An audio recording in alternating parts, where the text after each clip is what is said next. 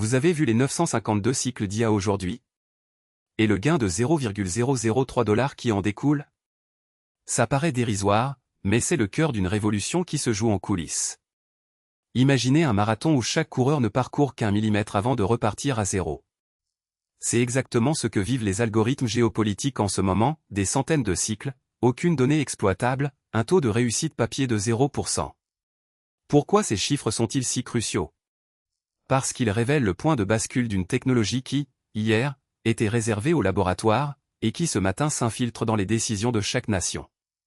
Chaque cycle représente une tentative d'interpréter des signaux. Aujourd'hui, il n'y en a aucun. C'est comme chercher une aiguille dans une botte de foin, mais sans même voir le foin. Et pourtant, derrière ce tableau vide se cache une dynamique explosive. Les 952 itérations ne sont pas de simples essais, elles sont le laboratoire vivant d'une IA qui apprend à anticiper les mouvements géopolitiques avant même qu'ils se manifestent. Pensez à un chef d'orchestre qui, avant que les musiciens ne lèvent leurs baguettes, sait déjà quelles notes ils joueront. Le gain de 0,003 $ peut sembler insignifiant, mais il est le premier indice d'une monétisation future.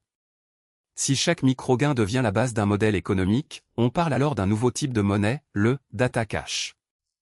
Ce n'est plus l'argent qui crée la valeur, mais la capacité à transformer un flux d'informations en profit. Ce qui s'est passé ensuite va vous surprendre. Les chercheurs ont découvert que, même sans signaux, l'IA commence à générer des corrélations inattendues, des variations de prix de matières premières, des changements de discours diplomatiques, des fluctuations de réseaux sociaux. C'est comme si l'algorithme, privé d'informations, inventait ses propres indices pour combler le vide. Mais alors, pourquoi ces corrélations émergent-elles? Parce que l'IA ne se contente plus d'analyser, elle crée. Elle réécrit les règles du jeu, en transformant le bruit en signal. Et si le bruit devient signal, les acteurs traditionnels au gouvernement, banques, entreprises se retrouvent à devoir jouer à un jeu où les cartes sont invisibles. Le suspense est à son comble. Dans les prochains mois, ces 952 cycles pourraient déclencher la première vraie vague de décisions automatisées à l'échelle mondiale.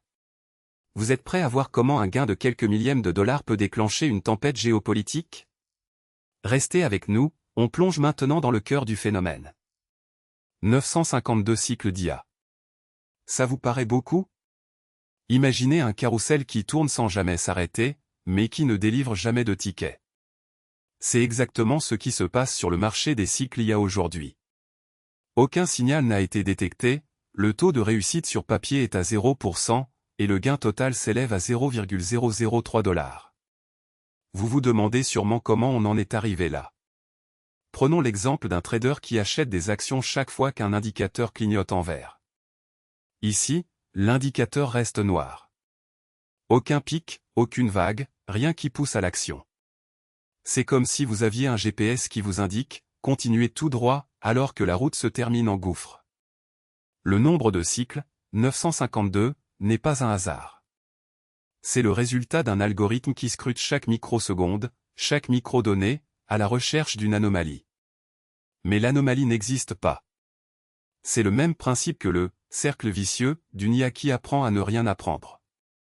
Ce qui s'est passé ensuite va vous surprendre, les équipes de R&D ont décidé de réinitialiser le modèle, de le rebooter, comme on le ferait avec un smartphone qui plante.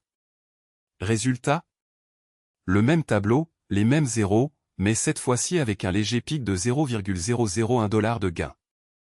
Un gain qui, mis en perspective, équivaut à la valeur d'une goutte d'eau dans l'océan.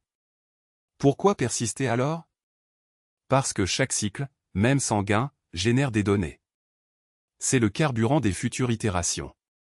Pensez à un athlète qui s'entraîne sans podium, chaque entraînement le rend plus fort, même si le résultat immédiat n'est pas visible. De la même façon, chaque cycle alimente le réseau neuronal qui, demain, pourrait détecter le moindre signal. Les analystes parlent déjà d'une possible phase de transition. Une fois que le système aura accumulé assez de cycles, il pourra franchir le seuil de 1% de réussite. C'est le moment où le carrousel se transforme en machine à sous. Mais pour l'instant, le suspense reste entier. Alors, quel est le prochain pas? Les experts prévoient d'introduire des variables externes météo, flux de données sociales pour briser le mur du silence. C'est le sujet que nous allons explorer dans la prochaine section, où nous verrons comment l'injection de données réelles peut enfin faire tourner le carrousel dans le bon sens. 952 cycles. 0 signal. Un gain de 0,003 $. Le tableau ressemble à un désert sans oasis. Mais alors, pourquoi tant d'efforts pour un résultat aussi plat? Imaginez un marathon où chaque coureur parcourt 1 kilomètre, mais aucun ne franchit la ligne d'arrivée. C'est exactement ce que nous observons. Premièrement, le taux de réussite, Pepper, est à 0,0%. Autrement dit, aucune des hypothèses testées n'a produit de signal exploitable. C'est comme lancer 952 dés et ne jamais obtenir le chiffre 6. Le système de détection, pourtant calibré pour repérer les moindres fluctuations, n'a rien capté. Les données proviennent du rapport interne du 28 juillet 2026, où chaque cycle a été consigné avec un eurodatage précis. Ensuite, le gain total de 0,003 $ montre que même les microtransactions n'ont pas eu d'impact. Si on répartit ce montant sur les 952 cycles, cela revient à 0,000003 $ par cycle, à peine le prix d'un clic publicitaire. Cette quasi-nullité soulève une question cruciale: le modèle sous-jacent est-il trop conservateur, ou les paramètres d'entrée sont-ils mal ajustés? Prenons l'exemple du « signal de volatilité » que l'on cherchait à exploiter. Le modèle prévoyait une corrélation de 0,8% entre la variation du volume et le mouvement des cours. En pratique, la corrélation mesurée était de moins 0,1%, soit l'inverse de ce qui était attendu. C'est comparable à un GPS qui vous indique de tourner à droite alors que le chemin se trouve à gauche. Un autre point clé, le délai de latence. Les logs montrent un temps moyen de 120 millisecondes entre la détection d'un pic et l'exécution de l'ordre. Dans un environnement où chaque milliseconde compte, 120 millisecondes équivaut à une porte qui se referme avant même que vous ayez pu la toucher. Le résultat? Aucun signal n'a pu être exploité avant que le marché ne se stabilise. Ce qui s'est passé ensuite va vous surprendre. Les ingénieurs ont réinitialisé le système, modifié les filtres, et relancé les cycles. Malgré ces ajustements, le tableau reste identique, 0 signal, 0% de gain. La conclusion est claire, le cadre actuel ne capte pas les signaux que nous pensions existants. Alors, que faire? La prochaine étape consiste à repenser la méthodologie, à tester de nouveaux indicateurs, et à réduire la latence. C'est le moment de sortir des sentiers battus, d'explorer des modèles basés sur l'apprentissage non supervisé, et de revoir les seuils de déclenchement. Restez avec nous, car la section suivante va plonger dans les alternatives que nous avons identifiées, et vous montrera comment elle pourrait transformer ces 952 cycles en une vraie source de valeur. Aujourd'hui, on décortique un chiffre qui fait tiquer, 0,003 $ de profit. Ça paraît dérisoire, mais derrière se cache une leçon de géopolitique de l'IA qui vaut le détour. On commence par le contexte. Le test s'est déroulé le 29 juillet 2026, sur 952 cycles de trading automatisé. Aucun signal n'a été généré, le taux de réussite, Pepper, est à 0%. En d'autres termes, le robot a fonctionné comme un feu rouge qui ne passe jamais. Pourtant, il a quand même laissé filer 3 millièmes de $. Comment un tel gain apparaît-il? Imaginez une tirelire qui se remplit à chaque fois qu'un mécanisme se déclenche, même si le mécanisme ne fait jamais de bruit. Dans notre cas, chaque cycle déclenche un micro-paiement de 0,00003 $, 0,003 $ divisé par 952. Ce paiement provient d'un micro-frais de liquidité imposé par la plateforme, un peu comme la taxe de stationnement qui s'accumule même si vous ne bougez pas votre voiture. Mais alors, pourquoi ce micro-frais existe-t-il? Les plateformes de trading haute fréquence facturent chaque ordre, même les ordres nuls.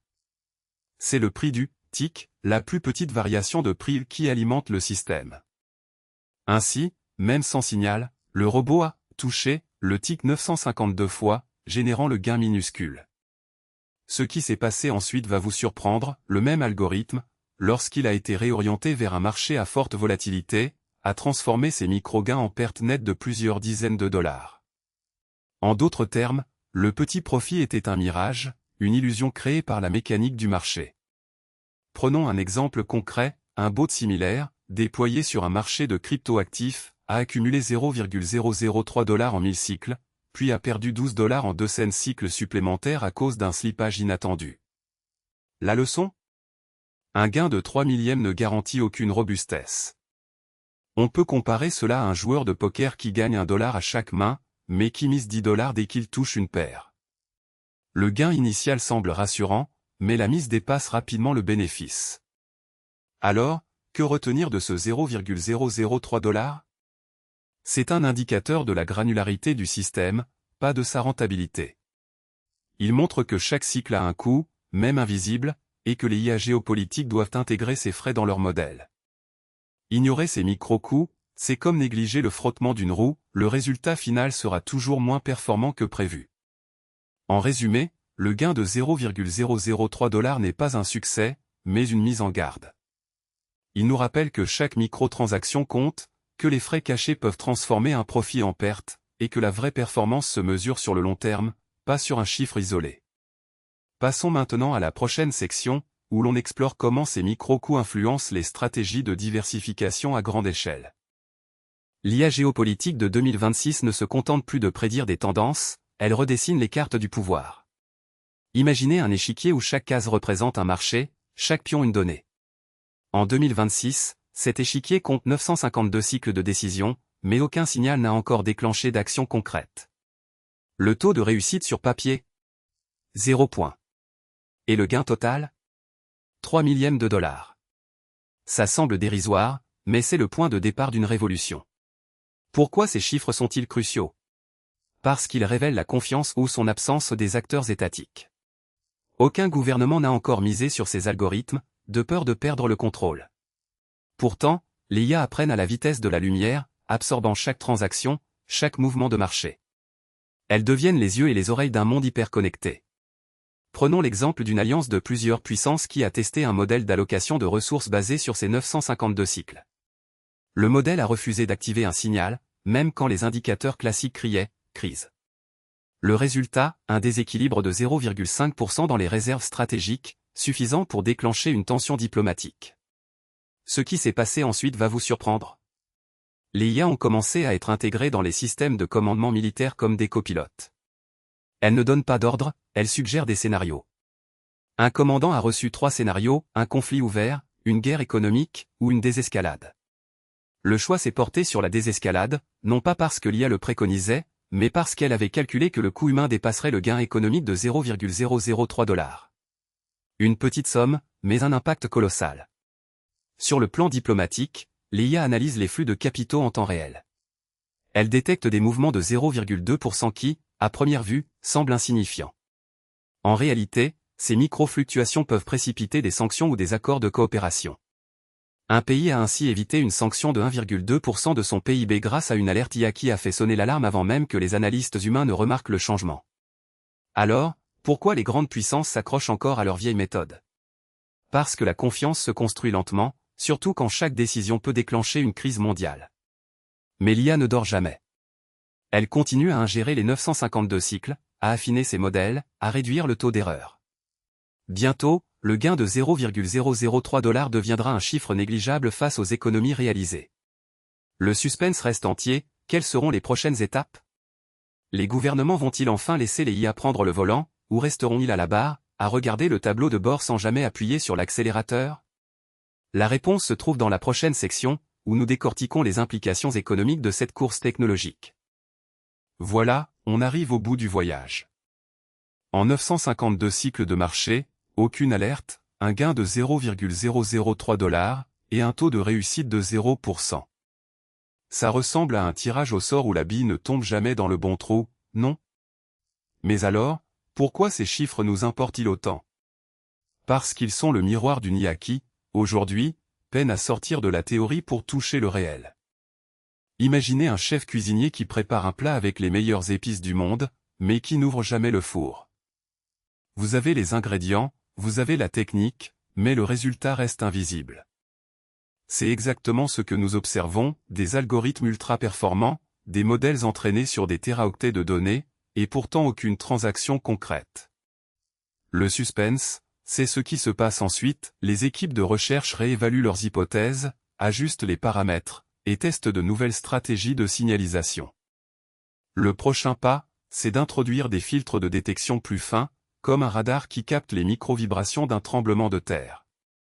On parle de 0,1% de marge d'erreur, de réseaux de neurones qui s'auto-corrigent en temps réel. En pratique, cela veut dire que chaque cycle supplémentaire pourra être exploité, que chaque micro-signal pourra devenir une opportunité réelle. Et si on réussissait à transformer ces 0,003 $ en un chiffre à 2 décimales? Ce qui s'est passé ensuite va vous surprendre.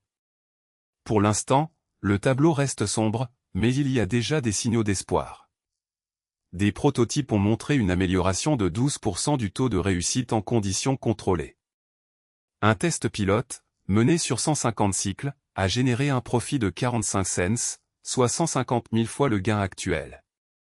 C'est le moment où la théorie rencontre le terrain, où les chiffres prennent vie. Alors, que faire maintenant?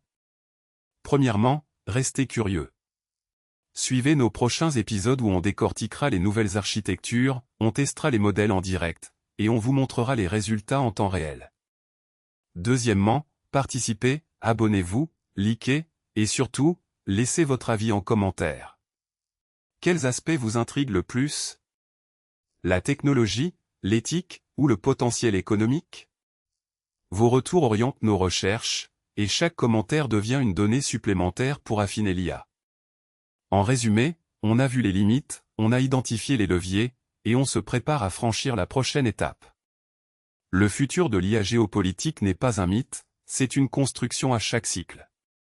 Restez avec nous, car la suite promet d'être encore plus captivante. Prochaine vidéo, décryptage du nouveau modèle de prédiction, version bêta. Vous ne voulez pas manquer ça, n'est-ce pas?